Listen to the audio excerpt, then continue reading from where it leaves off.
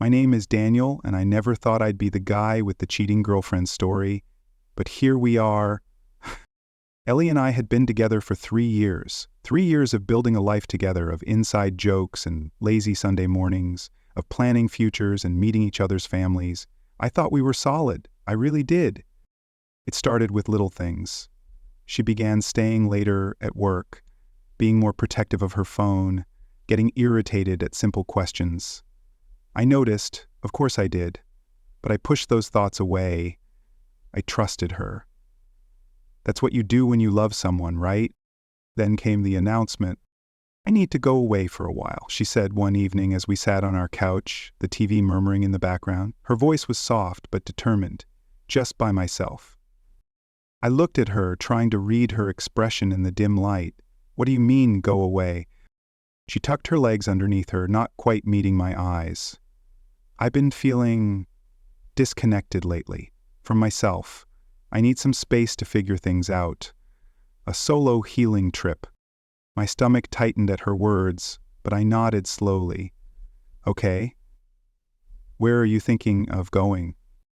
"That cabin retreat in Vermont we saw online a few months ago," she said, now looking directly at me. "The one with no Wi-Fi, no cell service, just nature and silence." I remembered it. We'd talked about going there together someday. "For how long?" 2 weeks, she replied. "I really need this, Daniel. I need to disconnect completely. No phones, no updates." Something felt off, but I pushed the feeling down. We'd been going through a rough patch, both stressed with work. Maybe this was what she needed, what we needed. "If that's what you think will help," I said, reaching for her hand. "I'll miss you, but I understand." She squeezed my hand, relief washing over her face. "Thank you for understanding. I promise it'll be good for us in the long run." The day she left, I drove her to the bus station. She had a small duffel bag and her yoga mat. She kissed me goodbye, promising to tell me all about her journey when she returned. 2 weeks, she reminded me. "And don't worry if you don't hear from me. I'm really committing to this digital detox." I watched her walk away, a strange feeling settling in my chest, but I respected her space. That's love too, right? Giving someone room to breathe. The first week passed slowly. Our apartment felt empty without her laughter, without her leaving mugs of half-finished tea everywhere. I threw myself into work, caught up with friends I hadn't seen in a while. I was doing okay. Then, 7 days into her retreat, my phone pinged with a message from Mike, a mutual friend from college who lived in Miami now. "Dude, isn't this Ellie?" the message read, followed by a screenshot. My heart stopped as I opened it. There she was, in someone else's Instagram story, tagged as @LEMMorrison. She was on a beach, sun-kissed and laughing, wrapped in the arms of a guy I'd never seen before. The location tag read, South Beach, Miami. Not Vermont, not a cabin in the woods, not a solo trip. I sat there, staring at my phone, a cold numbness spreading through my body. The caption read, "Day 3 with this beauty," which meant they'd been together almost the entire time. My first instinct was to call her, to demand answers, to let all my hurt and anger pour out. But something stopped me. Maybe it was pride, maybe it was shock, but I just couldn't. Instead, I texted Mike back, "Yeah, that's her. Thanks for letting me know." He immediately called me, "Man, I'm so sorry. I wouldn't have sent it if I wasn't sure. That's messed up." "Did you know she was seeing someone else?" I asked, my voice eerily calm. "No, absolutely not," Mike said quickly. "I just saw her tagged in this random guy's story. I don't even follow him. He was featured on some Miami nightlife page." I thanked him and hung up, then sat in the dark of our apartment, my mind racing. What do you do when your reality cracks open? When the person you trust most is living a completely different life than the one they told you about? I spent that night looking through her social media, finding nothing but the usual posts, the last one being about how excited she was for her solo retreat. But now I noticed she hadn't specified where.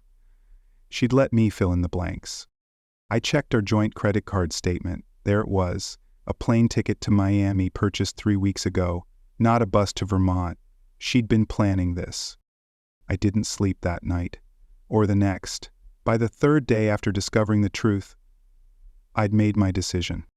I wasn't going to confront her. I wasn't going to give her the satisfaction of my anger or the opportunity to twist this around. If she wanted out so badly that she'd construct this elaborate lie, then she could have exactly what she wanted. Freedom from me, completely. I went to the store and bought moving boxes. Then, methodically, I packed up everything that belonged to her. Her clothes, her books, her collection of scented candles and yoga props. I labeled each box neatly, making an inventory of what was inside. As I worked, memories flooded back. The sweater I'd bought her for Christmas, the books we'd read together, the framed photos of our trips. 3 years of us, carefully sorted and sealed away. I didn't throw anything away.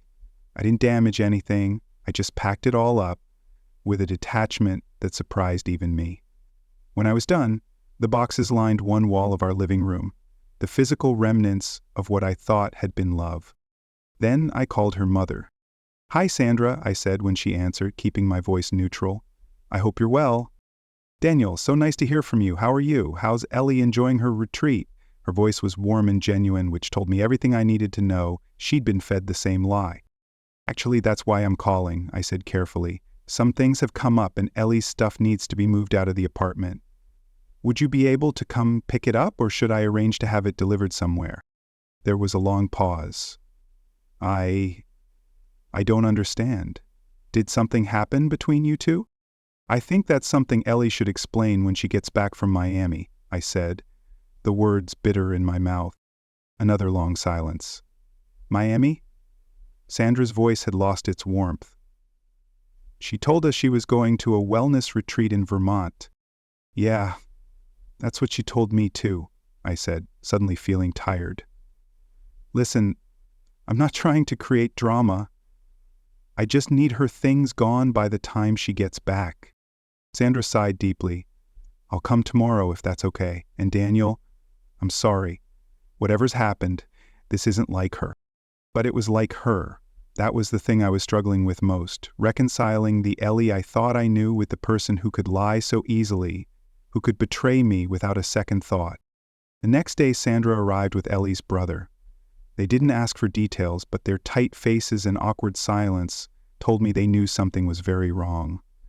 They loaded all the boxes into their SUV, and before they left, Sandra hugged me. "You're a good man, Daniel," she said, her eyes sad. "I hope you know that." After they left, I changed the locks. I removed Ellie from our streaming accounts, our utilities, our joint gym membership. I transferred my half of our security deposit to her bank account. I was erasing our life together. Peace. I didn't block her number. I didn't write a dramatic goodbye letter. I just quietly extricated myself from her life, as she had chosen to do with mine, just with more honesty. 2 days before she was supposed to return, I got a text from an unknown Miami number. "Daniel, it's Ellie. My phone died and I'm using a friend's. Just wanted to let you know my flight lands at 7 p.m. on Thursday. Can't wait to see you." No mention of Vermont, no mention of a retreat, just seamlessly transitioning back to normal, as if she hadn't shattered everything. I didn't respond, let her come back to an empty apartment, well, empty of her things anyway. Thursday came. At exactly 8:30 p.m., my phone exploded with calls and texts from Ellie. I sat on our couch, my couch now, and watched them roll in. "Where are you? Where's all my stuff? Daniel, what the hell is going on? Answer your phone. Are you serious right now?" After about 20 messages, I finally texted back. "I hope you enjoyed Miami. Your things are at your mom's house. Don't contact me again." Within seconds, my phone rang. I let it go to voicemail. She called again and again. Then came the texts. "Please let me explain. It's not what you think. I was going to tell you everything when I got back. Please, Daniel, talk to me." I turned off my phone and went to bed. The next morning, I had 47 missed calls and over 60 text messages. I deleted them all without reading them. It was later that day when the doorbell rang. I knew it would be her. I opened it to find Ellie standing there, her eyes red-rimmed, wearing the same clothes she'd traveled in. "You changed the locks," she said, her voice breaking. I nodded, yes. Can I come in? Please. I need to explain. I stepped aside, letting her enter what had once been our shared space. She looked around, noticing the gaps where her things had been, the empty bookshelf, the bare walls where her art had hung. You packed up everything, she whispered. Yes. How did you find out?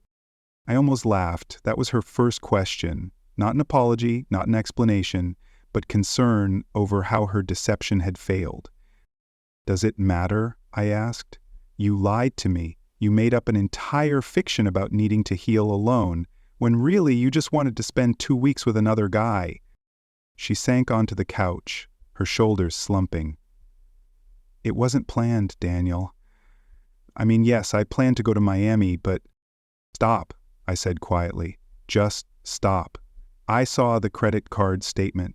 You bought that ticket 3 weeks ago. This wasn't spontaneous. This wasn't a mistake. This was calculated.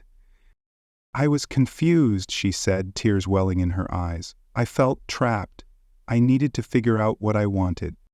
And you couldn't just tell me that? You had to lie? You had to make me think you were doing some spiritual journey in the woods while you were actually on the beach with another man? She flinched at my words. I didn't want to hurt you. No, I said, you just didn't want to deal with the consequences of your actions. There's a difference. She started crying in earnest then, those big, gulping sobs that once would have broken my heart. Now I just felt numb.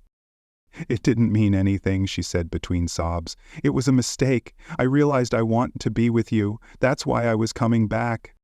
I looked at her, this woman I thought I'd known so well, and felt nothing but pity. You were coming back because your vacation ended. Don't confuse that with choosing me. Daniel, please, she reached for my hand.